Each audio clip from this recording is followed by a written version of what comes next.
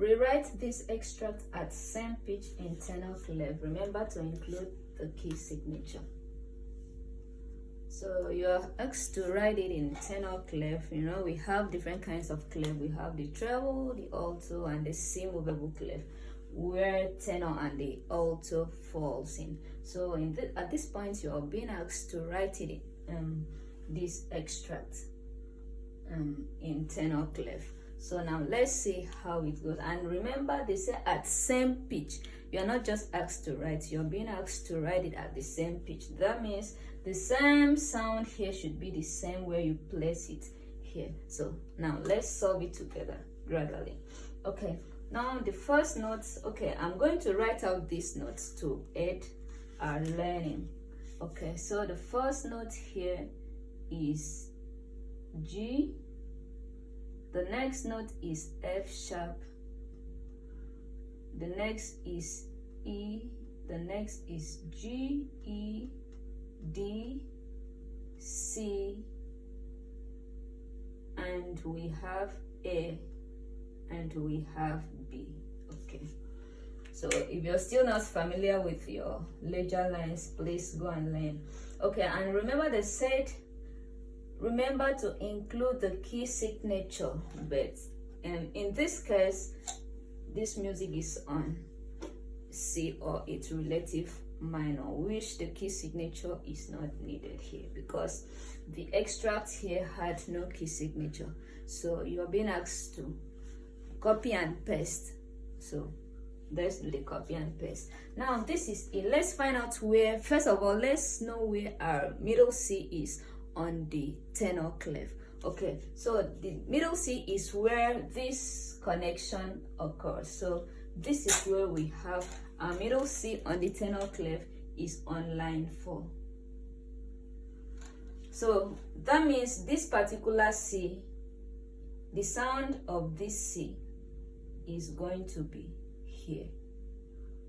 Okay, so now we go.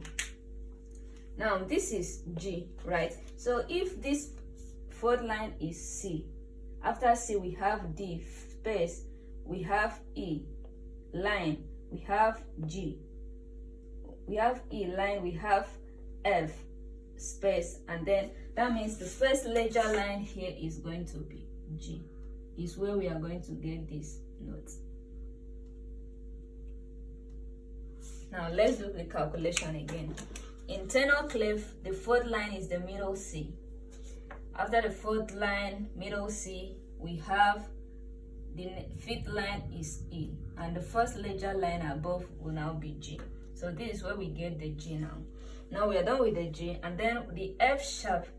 If G is on a ledger line, that means here is where we get our F, and then you put the sharp. So that means these two notes now we are done with it. You put your, and then we have here E, and if line 4 is C, that means line 5 is E. So that's how we get our E. And then we have G again, which is first ledger line above tenor clef. So we are done with that. And then we have E again, which is here, the fifth line. And then we have D.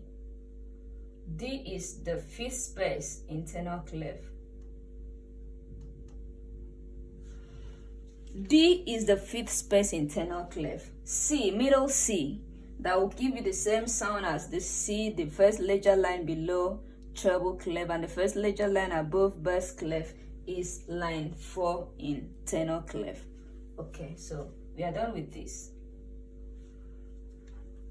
Okay, now this is the middle C here, which is the first ledger line below the treble clef. So, and this is where the middle C is on the tenor clef, the same pitch, on the same pitch, it sounds the same. For instance, let me on my keyboard to bring out the sound of the middle C. So this is with the sound of the middle C here, and if it's written here, it's still gonna sound no difference. Okay, so that is it.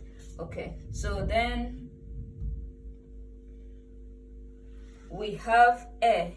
So if G was ledger line, the first ledger line above, that means A is going to be the space above the ledger line. So that's how we get our A. All right. And then we have B. We have B. So if the C is the line 4, that means B is going to be the space before the C. Because this node is before the C, that means B is going to be the space before the C. So with this knowledge now, you're done with your question number 1. I'll explain again. I said that the middle C, the ledger line below the treble clef, the first ledger line below the treble clef is the same pitch as the fourth line in the tenor clef. They are both the same C. Okay, so this is the G. The second line in treble clef is the first ledger line above the tenor clef. Okay, so that's how we get C, D, E, F, G. So with this, we are good. All right, question 1 is answered. Now, question 2.